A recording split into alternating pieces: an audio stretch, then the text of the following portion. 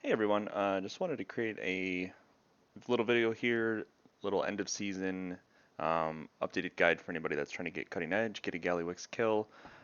So just going to kind of go through what I believe might be the best strategy at the moment for any late C guilds. And so before we look at the and walk through the kill, there's quite a few things that we need to get set up beforehand. So the first thing is you want to make sure that you're using the WoW utils from Bizarro. You'll want to set up and make sure that you get posted the assignments here. If your different raiders, put them in position for the start of the fight. That way they are ready for it and minimize the damage. And then the other thing is that you really want to talk about the soak canisters. Basically putting 5 people in a canister and everybody's sharing it, even the healers, and just overlapping everything is definitely the best strat right now. During progression, it was that you would have probably like 3 or 4 in each of these, and then you'd have the healers up here, and the tanks would split in between. There'd be an overlap, but just putting everybody in the canisters, it just prevents the possibility of wiping way higher. Then the other thing that you want to do is you want to go and make a raid plan, and you want to make sure that you kind of lay out where your group is going to be as soon as you get to phase 2. Um, we kind of are a little melee heavy. We kind of have like I think 9 melee. Not too bad, nothing crazy, but it does help if you don't want too many more than this. But just knowing that this is like your cone soak people, maybe people that aren't cone soaking, and then your VIPs, people that are holding bombs.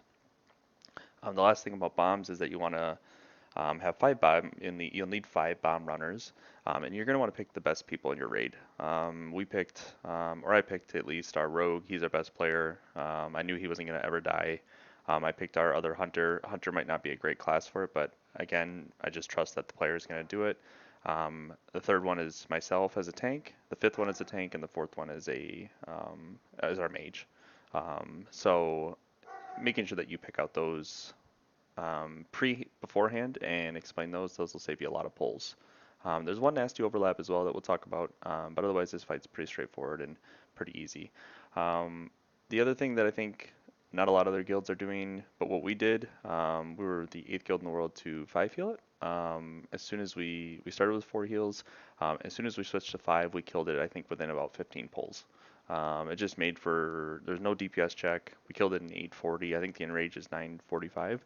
And so I think 5 healing is it's just super safe, super easy, even with the 18% damage, Vantis Rune, all that. I think on our reclear here with 5 heals, we just killed an 805. So, we got so much damage right now. 5 heal just makes up for any mistakes that you might make during the fight. This is just a log of, there's 14 guilds in the world that progressed it as 5 heals. So, and I think it's pretty smart. So we'll get into the start of the kill, and we'll just kind of walk through it here. Um, and kind of explain what we do. So make sure that you have a gateway set up, bait it towards Skull, and everybody should be going to those locations that we marked out at the beginning of the fight. Here, I'm the designated kicker as the tank. So I am watching just health bars the whole time. Anytime, once the shield breaks here, anybody gets below 50%, I look to kick. I don't want to risk it. We don't need to milk it that much. Um, that's because I just don't want to risk a wipe or anything like that. This first technician, make sure that your group, you tell them that you want really heavy damage on that tech. The Giga Coils needs to be done shortly after, and so slow damage on this Giga Technician delays that, makes it harder to heal as it continues on. So we just killed it. He goes into his bomb. Our rogue does. I think he's actually trying to get more damage or something. Is what it is. And then he's stunned. So then we got everybody soaking, overlapping the canisters. We group up here. We have group movement speed on every single one of these. We don't leave early. As soon as it says run away on our screen, that's when we move as a group. Pretty straightforward. This one on the technician, you have more time. So you don't have to do anything too fancy. And I'm always telling our group after this, you're getting ready for your no soaks. That's the next mechanic. Bomb is down, so our hunter does this one.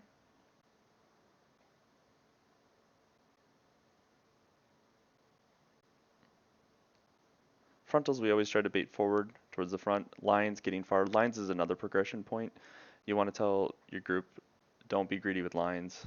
Every guild does it. You have so many point lines at the group. So early progression, if you can just establish, run away with your lines as far as you can. Don't stop. Keep running. Again, damage doesn't matter. You can always min-max it later if you need the damage, but early on, get it. So as you can see, we have our 5 spread, 5 in each of them, and we just blast healing cooldowns in between. And again, we're 5 healing, so no damage check, all run away. This is the nasty overlap here, and this is my personal bomb. So I always tell people to look where the gateway is, find the gateway, and that way they can already start getting planted. We have group movement speed here as well. We place it down early, a Windrush totem. We place it now because lines are going to come out, and we tell those people get away far, be close enough to your bomb or to your soak, and then our gateway is right as soon as the frontal's baited. So then they gateway and everybody gets in. Very easy to handle that way. I pick up my bomb and do it, and we look to transition. We have defensives called basically for every single one.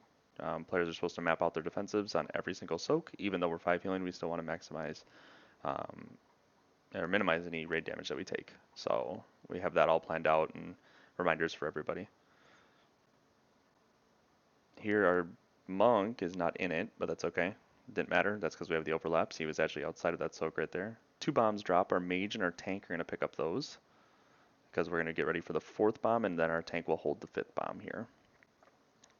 Do another ego check, big bomb, and we're going to bait by blue. We end up playing in the first 2 quadrants. Some guilds I know have done and gotten rid of this right quadrant, but we just decided this was probably the best strat.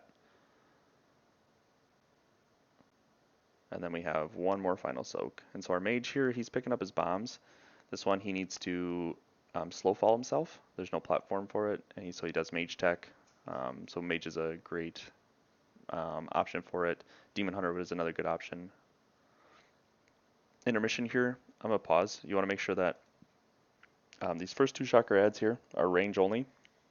Curse of Tongues, we've got those going on. We make sure that we assign kicks just towards the end. We don't try to cheese it all the way to the last second. I say if it's 3 seconds or less, kick it. But range are focusing these, and then you want to make sure you have a CC order here.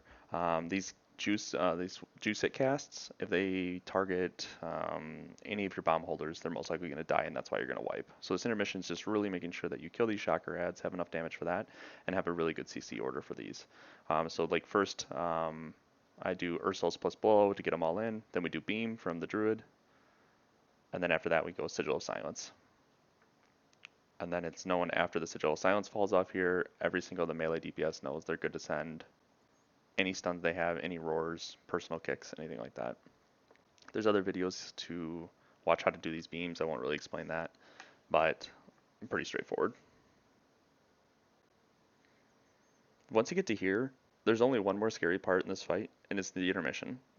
Your bomb people, we don't have them soaking, so as you see our rogue in the bottom left-hand side there, he doesn't ever soak these cones. Our other VIPs, they don't soak. Your tanks are, there's no reason why they should die at all, ever. So 2 of your bomb runners are safe, and the other 2 people don't soak at all. It's just really the deaths that we've had here are just individual deaths to like suppression.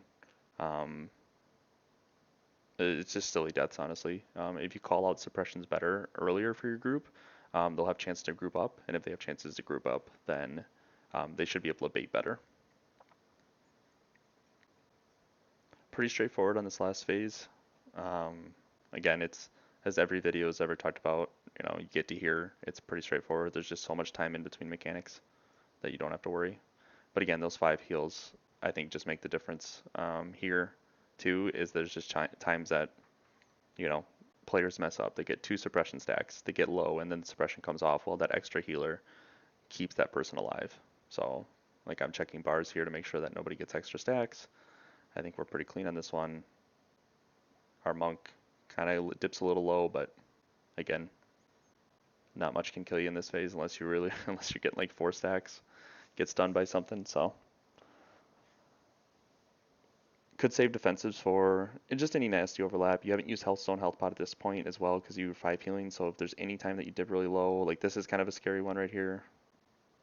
Hellstone health pot if you needed. Just kind of a personal call. So the Giga Coil is not for 50 seconds, so our other tank is holding the bomb. He can use any of these frontals here to soak and charge his bomb. He just wants to make sure that his bomb is charged.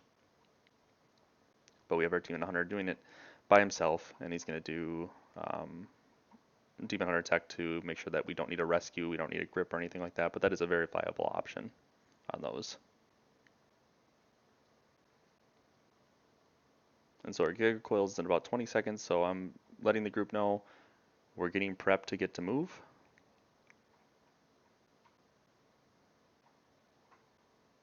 And he's doing his bomb right now, so I'm calling out to the group that after this frontal, they will move over to the other side. So just pre-planning, making sure the group knows, giving them all the time. And as you can see, they start to move over, and done. This is the last bad part of the fight, this intermission. You've got the damage, it's down to 13%, you just got to finish the intermission and it's kill. Now, there's 4 shocker ads, so we want to make sure that we have really good damage on them.